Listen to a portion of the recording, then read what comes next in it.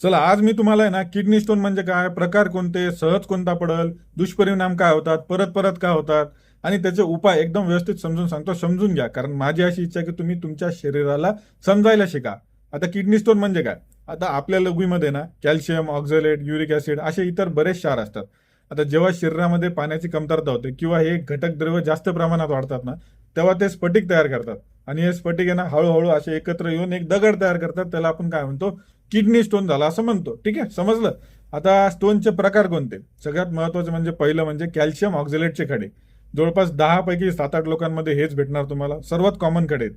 दुसरं म्हणजे आपले युरिक ऍसिडचे खडे. आता युरिक ऍसिडचे खडे जे आहेत ना, ते तुम्ही जर जास्त मांसाहार करताय, चिकन मटन नॉनव्हेज खाताय किंवा तुम्हाला गाऊटचा त्रास आहे, तुम्हाला शुगरचा त्रास आहे, डायबिटीज असलेल्या लोकांमध्ये हे दिसून येतील.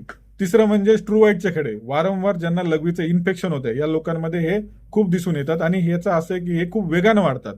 चौथं म्हणजे सिस्टाईनचे खडे. दुर्मिळ आहे पण आनुवंशिक कारणामुळे होणारे खडे म्हणजे सिस्टाईनचे खडे. आता लक्षणे काय हे समजून घ्या. जर तुम्हाला तुमच्या पाठीच्या वरच्या भागात जर दुखतोय, तीव्र वेदना होते आणि ते पोटातून दुखून असं खाली गुप्तांगाकडे जात असेल तर लक्ष द्या. मळमळ होते, उलट्या होत आहे, लघवीला जळजळ होते, लघवी कमी येते, वारंवार लघवी होते आणि लघवीतून रक्त येते. आता लघवीतून रक्त कोणत्या खड्यामुळे येऊ शकतो? कोणतेही खडे ते असं करू शकतात. पण कॅल्शियम ऑक्झॅलेटचे जे खडे आहेत ना, ते असे कडक असतात, टोकदार पण असतात. तर मग कधी कधी काय होते, लघवीच्या अशा नळीला ते घासून येतात खाली आणि ते घासले की मग जखम होणार आणि त्याच्यामुळे रक्त येते. ठीक आहे, कळालं? तर लक्ष द्या अशा छोट्या छोट्या गोष्टी. आता किती एम एमचा खडा स्वतः पडू शकतो? तर तुमचा खडा जर 4 ते 5 पर्यंत असेल तर अनेक वेळा स्वतः बाहेर पडू शकतात. त्यापुढे याला असतील तर तुम्ही डॉक्टरांचा सल्ला घ्या. विनाकारण घरगुती उपचार करत बसू नका. आता स्टोन पुन्हा पुन्हा का होतात?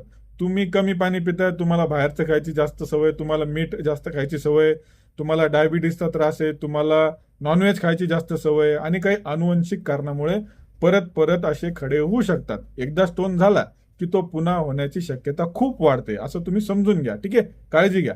आता एक महत्वाची गोष्ट आहे, डॉक्टरांच्या सल्ल्याशिवाय कॅल्शियम पूर्णपणे बंद करू नका. आवर्जून सांगतोय, हात जोडून विनंती करतोय.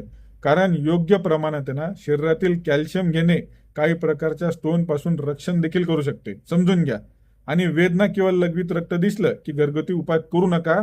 मी हात जोडून विनंती करतो. वेळेवर तपासणी करा आणि काळजी घ्या आणि फॉलो करा. कारण आरोग्याबद्दल गोड बोलत नाही तर खरं बोलतो. धन्यवाद.